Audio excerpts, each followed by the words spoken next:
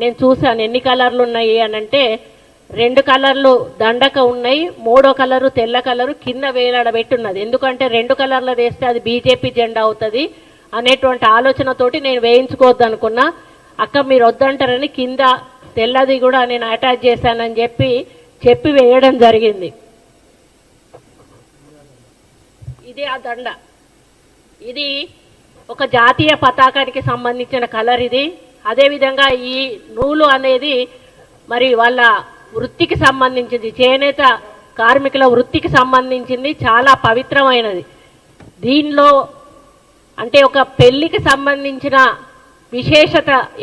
విశిష్టత ఇందులో ఏమీ లేదు. ఇది ఈ నూలు అనేది లేకపోతే ఈరోజు మన మానాలు అనేటివి ఉండేటివి కావు. ఈరోజు మనం అందరం బట్ట కట్టుకొని తిరుగుతూ ఉన్నామంటే కేవలం ఈ నూలు వల్ల, చేనేత కార్మికులు నేస్తున్న నేత బట్ట వల్ల అనేది మనం అందరం కూడా గుర్తించాల్సిన అవసరం ఉన్నది.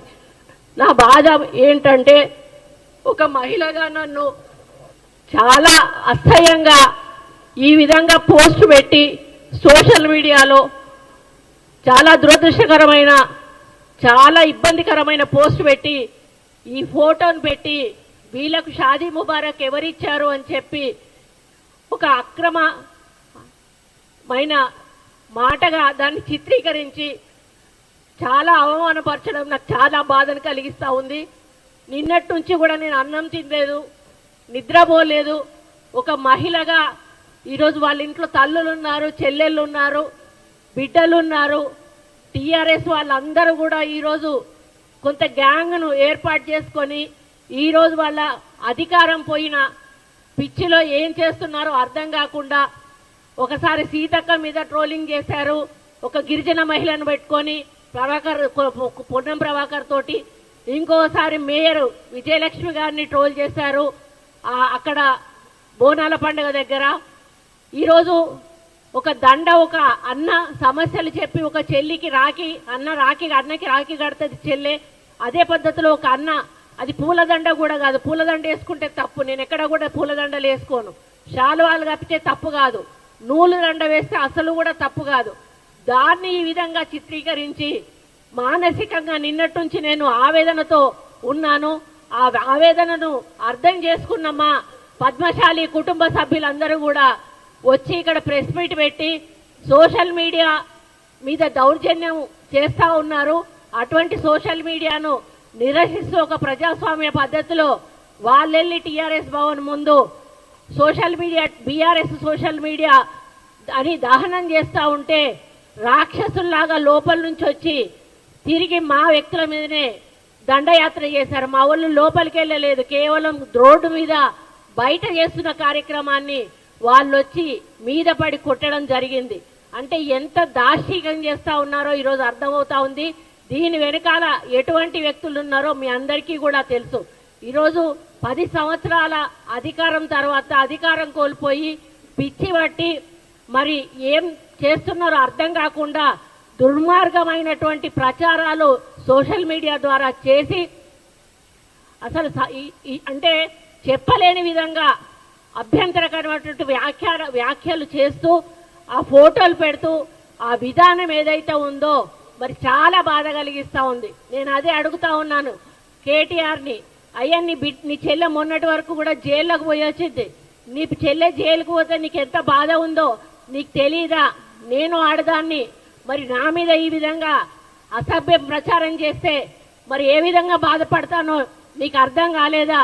మరి ఈరోజు సోషల్ మీడియాని డబ్బులు ఇచ్చి పెంచి పోషించి వాళ్ళని ఇష్టం ఉన్నట్టుగా రాయండ్రా అని చెప్పి సమాజం మీద వదిలిపెట్టి ఇష్టానుసారంగా రాతలు రాయిస్తూ ఈరోజు ఒక గౌరవప్రదమైనటువంటి మంత్రి అయిన నన్ను కూడా ఈరోజు అసభ్య పదజాలంతో సోషల్ మీడియాలో ట్రోల్ చేయడం అనేది, ట్వీట్ చేయడం అనేది నేను జీర్ణించుకోలేకపోతూ ఈరోజు ఈ వేదిక మీద నుంచి టీఆర్ఎస్ నాయకులను, కేటీఆర్ని, హరీష్ రావుని, కేసీఆర్ని అందరినీ ఒకటే ప్రశ్నిస్తా ఉన్నాను.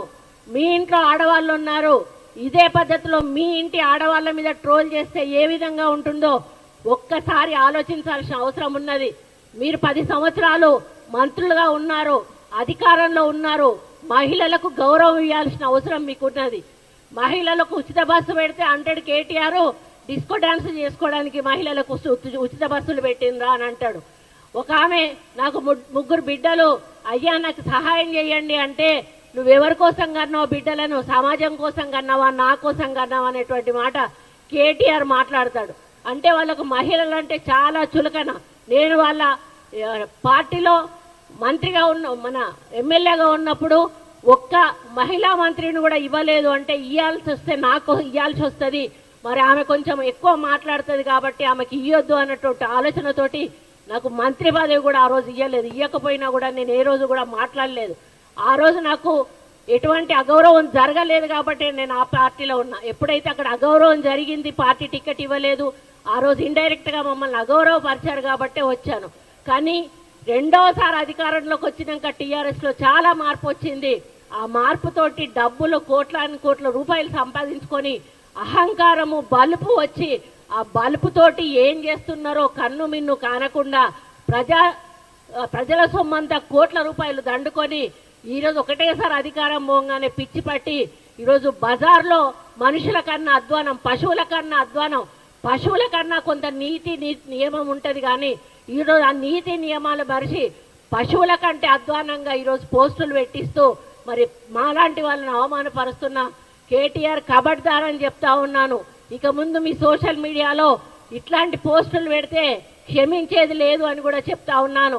మా కార్యకర్తలను కొట్టినందుకు మూల్యం కూడా చెల్లించుకోవాల్సిన అవసరం ఏర్పడుతుందని కూడా చెప్తా ఉన్నాను. నాలాంటి ఆడబిడ్డ శాపం తప్పకుండా తగులుతుంది.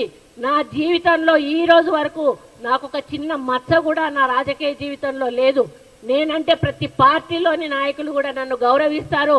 అక్క అని నోటి నిండా పిలిచి నాతో మాట్లాడతారు. ఈరోజు ఆంధ్ర రాష్ట్రానికి వెళ్తే నన్ను అందరూ అక్క అని పిలుస్తారు, నా భర్తను అందరూ కూడా బావ అని పిలుస్తారు.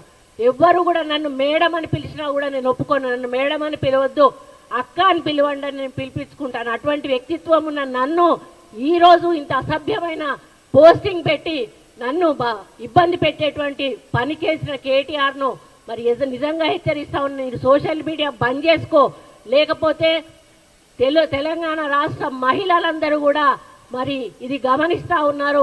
తప్పకుండా ఏదో ఒక రోజు తిరగబడతారు. ఈ రోజు చేనేత కార్మికుల ఓట్లతో నువ్వు సిరిసిల్ల నుంచి నీకు గెలిచినవు. హరీష్ రావు కూడా చేనేత కార్మికుల ఓట్లతోటి గెలిచినరు. మీరు చేనేత కార్మికులకు చేసింది ఏమీ లేదు, వాళ్ళకి అన్యాయం చేశారు తప్పిదే. కాబట్టి మీరు గుర్తుంచుకోండి, ఎవరైతే మహిళల మీద అసభ్య పోస్టులు పెడుతున్నారో వాళ్ళను రెచ్చగొట్టడం అనేది సరైన పద్ధతి కాదు. దీన్ని మీరు మానుకోవాల్సిన అవసరం ఉంది.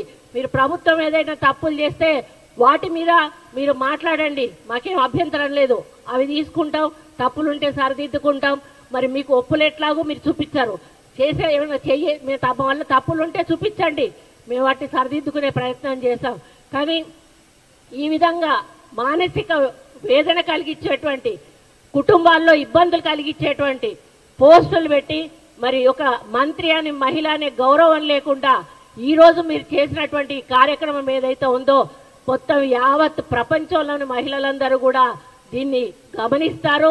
తప్పకుండా అందరూ కూడా దీన్ని వ్యతిరేకిస్తారన్న విషయాన్ని గుర్తుపెట్టుకోండి. నేను ఒక్కటి అడుగుతా, ఇది తీసుకెళ్లి నీ చెల్లెకు చూపెట్టు కరెక్ట్ అని చెప్తుందా, నీ తల్లికి చూపెట్టు కరెక్ట్ అని చెప్తుందా, నీకు ఇంకెవరైనా మీ చుట్టాలుంటే మహిళలకు చూపెట్టు కరెక్ట్ అని చెప్తుందా? ఇది ఇంత దారుణంగా ఇటువంటి పోస్టులు పెట్టి ఒక గిరిజన మహిళను, ఒక బీసీ మహిళ, నేను ఒక బీసీ మహిళ విజయలక్ష్మి గారిని ఈరోజు ఇంత అవమానంగా ఇంత అసభ్యంగా మమ్మల్ని ప్రచారం చేయడం అనేది చాలా దారుణం. కాబట్టి దీన్ని తీవ్రంగా ఖండిస్తూ మరి దీన్ని మేము ఆల్రెడీ సైబర్ క్రైమ్కు ఇవ్వడం జరిగింది. సైబర్ క్రైమ్ వారు తప్పకుండా యాక్షన్ తీసుకోమని వారిని కోరడం జరిగింది. ఇక ముందు ఇట్లాంటి పోస్టులు పెడితే మాత్రం సహించేది లేదు అని చెప్పి కూడా నేను తెలియజేస్తా ఉన్నాను. కబడ్దార్ కేసీఆర్, మరి ఇండైరెక్ట్ గా నువ్వు చేస్తున్న ఈ పిన్ ప్రజలందరూ గమనిస్తా ఉన్నారు. ఇంకా మీరే ప్రభుత్వంలో ఉన్నారని అనుకుంటున్నారేమో, దయచేసి అది మర్చిపోండి. ఈరోజు కాంగ్రెస్ ప్రభుత్వం రేవంత్ రెడ్డి గారి నాయకత్వంలో ప్రజా సంక్షేమం, అభివృద్ధి, హెల్త్, ఎడ్యుకేషన్ అనే వాటిని మరి ఒక ముందుకు తీసుకుపోతున్న సమయంలో మీరు మధ్యలో మరి ప్రభుత్వం చేస్తున్న కార్యక్రమాలు ఒప్పుకోకుండా ఇలాంటి తప్పుడు ప్రచారాలు, అసభ్యకరమైన ప్రచారాలు చేసి మరి దయచేసి మీరు ప్రజల కోపానికి ఆహుతులు కావద్దని చెప్పి హెచ్చరిస్తూ, నేను నిజంగా మానసికంగా చాలా బాధతోటి దుఃఖం వస్తా ఉంది. నాకు అసలు ఏం చేయాలో తెలియట్లేదు. నిన్నటి నుంచి కూడా నిన్న ఏడ్ చేశా, నాకు అది చూడంగానే ఏడుపు వచ్చేసింది. ఇది చాలా బాధాకరం. దీన్ని దయచేసి మీడియా మిత్రులందరూ కూడా, మనకు ఫ్యామిలీలు ఉంటాయి, మనకు మహిళలు ఉంటారు. బయటికి పోతే మన అర్ధరాత్రి ఆడవాళ్ళు బయటికి పోయినప్పుడే మనకు నిజమైన స్వాతంత్రం వచ్చిందని ఆనాడు మహాత్మా గాంధీ చెప్పాడు. కానీ ఈరోజు నాలాంటి మహిళ ఇంట్లో కూడా ఉండలేనటువంటి పరిస్థితి ఈ టీఆర్ఎస్ నాయకులు, బీఆర్ఎస్ నాయకులు మరి సోషల్ మీడియా ద్వారా తీసుకొస్తా ఉన్నారు. కాబట్టి దీనికి ఎక్కడొక దగ్గర అంతం పలకాల్సిన అవసరం ఉన్నది. నేను ఇదే అంతం కావాలని కోరుకుంటా ఉన్నాను. దీని తర్వాత ఇటువంటిది ఏ ఒక్క పోస్ట్ పెట్టినా కూడా మరి దాని మీద తీవ్రమైన చర్యలు ప్రభుత్వం తరఫున కానీ మా పార్టీ తరఫున కానీ ఉంటాయని నేను హెచ్చరిస్తూ, ఇక ముందు ఇటువంటి చేయడం మానుకోవాలని మరి సోషల్ మీడియా వాళ్ళని, అదేవిధంగా కేటీఆర్ని, బీఆర్ఎస్ పార్టీ నాయకులందరినీ కూడా హెచ్చరిస్తూ, కబడ్దార్ కాంగ్రెస్ పార్టీ చూస్తూ ఊరుకోదు. మరి నా మీద ఈరోజు చేసిన దాంతో ఆగిపోవాలి. ఇక ముందు ఇటువంటి దరిద్రమైనటువంటి దుష్ప్రచారాలు చేయడం మానేయండి అని చెప్పి పాప రఘునందన్ రావు గారు నాకు ఫోన్ చేసి, అక్క నీ దండం పెడతా, నీ కాలు మొక్తా, నన్ను క్షమించక్క అని చెప్పి ఆయన అన్నాడు. ఆయన ఎంత బాధపడుతున్నాడంటే, ఒక సిస్టర్ లాగా ఇప్పుడు మనం ఏదైతే అన్నకు రాఖీ కడతామో అదే పద్ధతిలో ఆయన ఒక నూలు దండను వేస్తే దాన్ని ఈ పద్ధతిలో వాళ్ళు ప్రచారం చేయడం ఏదైతే ఉందో, వాళ్ళు ఏదంటే మన అటవీ జాత వాళ్ళు ఉంటారు కదా, వాళ్ళలాగా అనిపిస్తా ఉన్నది. మానవులు ఒక రోజు బట్టలు లేకుండా ఆకులు కట్టుకునే వాళ్ళు. ఈరోజు మనం బట్టలు కట్టుకుంటున్నామంటే ఎవరిదయ్యా? మార్కండేయుడు దయ వల్ల ఆయన నూలు పోగును తయారు చేస్తాను. నూలు పోగు ద్వారా ఈరోజు మనం బట్టలు కట్టుకుంటున్నాం. మరి నువ్వు సిగ్గు లజ్జ ఉంటే నేను ఒకటే చెప్తానా, చేనేత అని దాన్ని అవమానించావు నూలుని, నువ్వు బట్టలు లేకుండా బజార్లో తిరుగు అని చెప్పి నేను కేటీఆర్ని అడుగుతా ఉన్నాను. అప్పుడు నీకు చేనేత విలువ తెలుస్తుంది, చేనేత నూలు విలువ తెలుస్తుంది. నీకు నూలు విలువ తెలియకుండా ఈ విధంగా ప్రచారం చేయడం ఏదైతే ఉందో చాలా బాధాకరం. నూలు విలువ తెలిసిన వాడు అయితే నువ్వు బట్టలిప్పి బజార్లో తిరుగు, లేకపోతే క్షమాపణ చెప్పి తప్పైంది అని చెప్పి ఇంకొకసారి అట్లాంటి పోస్టులు రాయకుండా చూసుకోవాల్సిన బాధ్యత నీ మీద ఉంది కేటీఆర్. ఒకవేళ నువ్వు చేయకపోతే ఇంకోసారి ఇట్లాంటి పోస్టులు పెడితే నిన్ను బట్టలిప్పించి ఉరికిచ్చే కార్యక్రమం తప్పకుండా కాంగ్రెస్ పార్టీ కార్యకర్తలు, నాయకులు చేస్తారనే విషయాన్ని మరి మర్చిపోవద్దు అని హెచ్చరిస్తూ, మరి నేను దీన్ని చాలా తీవ్రంగా ఖండిస్తూ, మనస్తాపం చెందుతూ మరి అన్నీ కూడా ఇక ముందు జరగొద్దని కోరుకుంటూ సెలవు తీసుకుంటా ఉన్నా.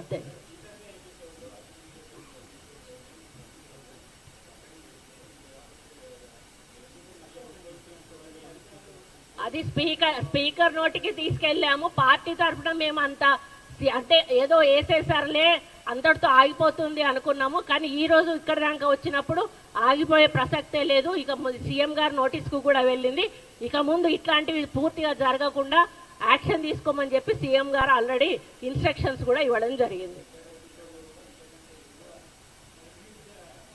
అదే కదా, వాళ్ళు మనుషులు కాదు మృగాలని చెప్తున్నది కదా.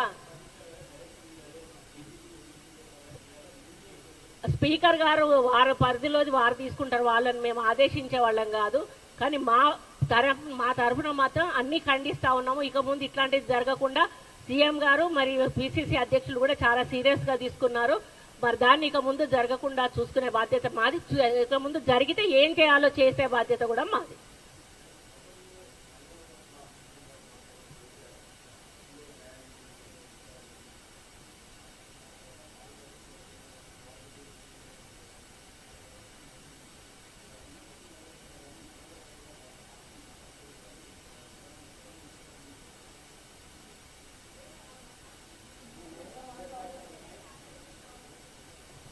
వాళ్ళు ఉన్నత వర్గానికి చెందిన బలుపు ఒకటి వాళ్ళకు ఉన్నది. బలుపు ఉంటే ఉంచుకొనియండి, పైసలు ఉంటే ఉంచుకొనియండి.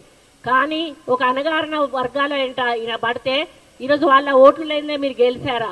ఈరోజు అక్కడ చేనేత కార్మికుల ఓట్లున్నాయి, మైనారిటీ ఓట్లున్నాయి, ఎస్సీ ఎస్టీ బీసీ ఓట్లున్నాయి.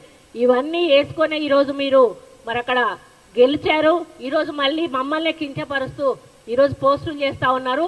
రేపు బీసీలందరూ కూడా తిరగబడితే మీకు బీసీ ఓటు ఒక్కటి కూడా రాదు. అటువంటి పరిస్థితి దయచేసి తెచ్చుకోవద్దు అని చెప్పి కేటీఆర్ గారిని హెచ్చరిస్తా ఉన్నారు.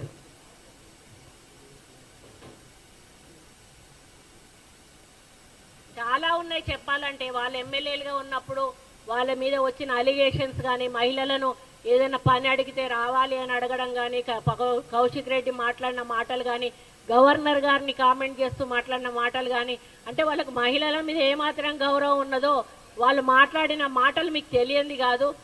అటువంటి వాళ్ళు మరీ ఇంత హీనంగా, ఇది ఒక అన్నా చెల్లెళ్ళ బంధం అండి, ఇది ఒక అన్నా చెల్లెళ్ళ బంధం. దీన్ని వక్రీకరించి మాట్లాడడం అనేది చాలా బాధాకరం. నేను జీర్ణించుకోలేకపోతా ఉన్నాను. దయచేసి ఈ విషయాన్ని కేసీఆర్ గారి భార్యను అడుగుతా ఉన్నాను, అమ్మ శోభమ్మ ఇది కరెక్టేనా? అదేవిధంగా కవిత గారిని అడుగుతా ఉన్నాను, కవిత గారు ఇది కరెక్టేనా? అదేవిధంగా కేటీఆర్ గారి భార్యను కూడా అడుగుతా ఉన్నాను, అమ్మ ఇది కరెక్టేనా? మీకు కరెక్టే అనిపిస్తా ఉందా? రాష్ట్రంలో ఉన్నటువంటి మహిళలందరినీ కూడా అడుగుతా ఉన్నాను, ఇది కరెక్టేనా? ఒక అన్న ఒక చెల్లెకు ఒక నూలు దండ వేసి చేనేత కార్మికుల సమస్యలు చెప్పిన దాన్ని ఈ విధంగా కళ్యాణ లక్ష్మి వీళ్ళకి ఎవరిచ్చారు అని ట్వీట్ చేయడం ఇది ఎంతవరకు కరెక్టు అనేది ప్రతి ఒక్క మహిళ కూడా ఆలోచించి, ఎవరైనా టీఆర్ఎస్ నాయకులు గ్రామాల్లోకి వచ్చినప్పుడు వాళ్ళని బట్టలు కూడా తీసి ఉరికించాల్సిన అవసరం ఉందని చెప్పి కూడా మరి తెలంగాణ రాష్ట్ర మహిళలకు తెలియజేస్తా ఉన్నాను.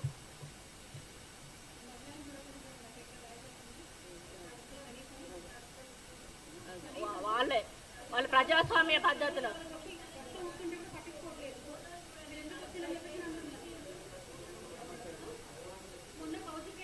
ఏం లేదు, వాళ్ళు సోషల్ మీడియా దిష్టి బొమ్మ బయట దహనం చేయడానికి పోయారు. అసలు వాళ్ళు గేటు ముట్టుకోలేదు, లోపలికి పోలేదు. అందులోంచి 100 మంది దాకా వచ్చి మొత్తం వాళ్ళే మీద పడి కొట్టి మళ్ళీ వాళ్ళే రాద్ధాంతం చేశారు. వాళ్ళు ఎవరిని కూడా వదిలిపెట్టేది లేదు. వాళ్ళందరి వీడియో తీయడం జరిగింది. వాళ్ళందరి మీద కూడా చర్య తీసుకోవడం జరుగుతుంది. ప్రజాస్వామ్య పద్ధతిలో ఎవరు ఏమైనా కూడా చేసుకోవచ్చు. వాళ్ళు ప్రజాస్వామ్య పద్ధతిలో చేస్తున్నారు. వాళ్ళు అక్కడ ఏమీ రచ్చ చేయలేదు, ఎవరిని ఇబ్బంది పెట్టలేదు. వాళ్ళు బయట చేసుకున్న కార్యక్రమాన్ని లోపల నుంచి వచ్చి దౌర్జన్యంగా వాళ్ళ మీద దాడి చేశారు. వాళ్ళు ఎవరిని కూడా విడిచిపెట్టే ప్రసక్తే లేదని కూడా ఈ సందర్భంగా తెలియజేస్తాం.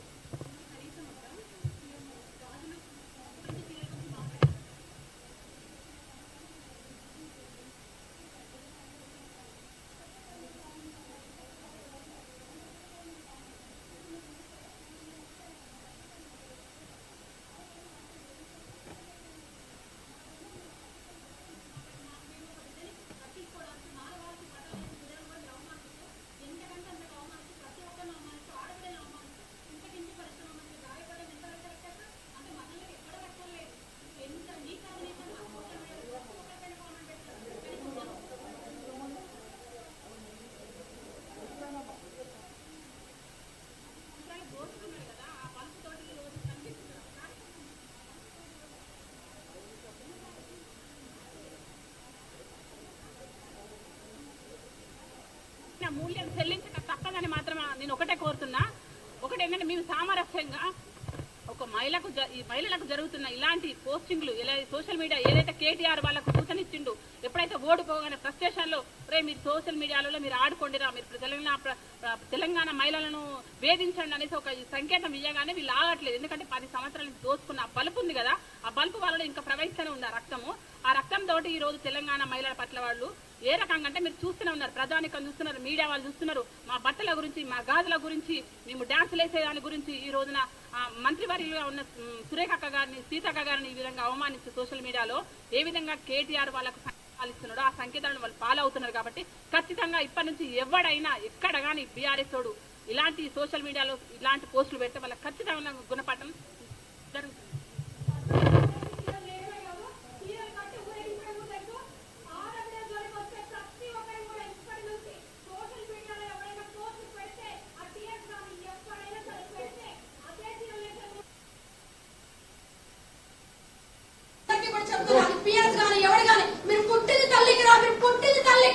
కాబట్టి ఆడపిల్లలు అవమానించకండి, తరిమి చీరలు కట్టి మరి తరిమి కొడతాం.